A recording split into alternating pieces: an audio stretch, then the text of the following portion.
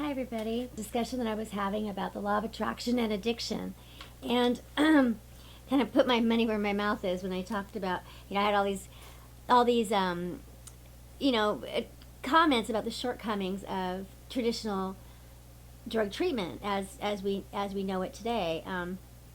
Because really,